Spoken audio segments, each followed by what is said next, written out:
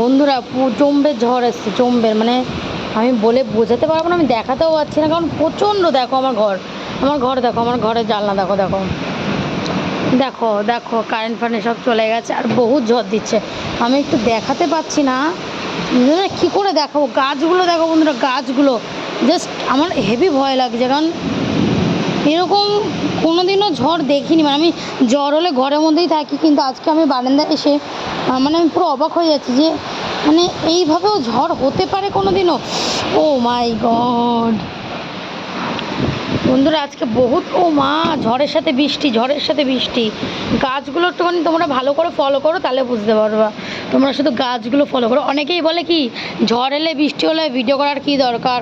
আরে ভাই, ভিডিও করে দেখাচ্ছি যে দেখো, অনেকে তো জানে না না যে ভাই ওই ঘরের ওই প্লাস্টিক উড়ে যাচ্ছে, দেখো ওই ঘরটার প্লাস্টিক উড়ে যাচ্ছে বন্ধুরা, দেখো কীভাবে।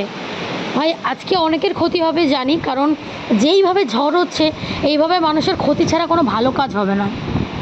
হ্যাঁ, হয়তো যারা চাষবাস করে তাদের জমিতে একটু ভালো হবে, কিন্তু আদার্স মানুষদের কিন্তু বহুত ক্ষতি হয়ে গেছে, বহুত। দেখো কিভাবে মানে ঝড়ে যে কত ক্ষতি হয়েছে আমি সেটা কালকে দেখাবো। মানে প্রচণ্ড ক্ষতি হচ্ছে, গাছগুলো দেখো বেয়ে বেয়ে পড়ছে, পুরো টলছে, যাকে বলে টলছে। আর প্লাস্টিক, মানে আমি জানি না, এই ঝড় দেখে আমি অনেক বেশি ভয় পাইলাম। দেখো এখানে পর্দা টানানো ছিল, সব পড়ে গেছে।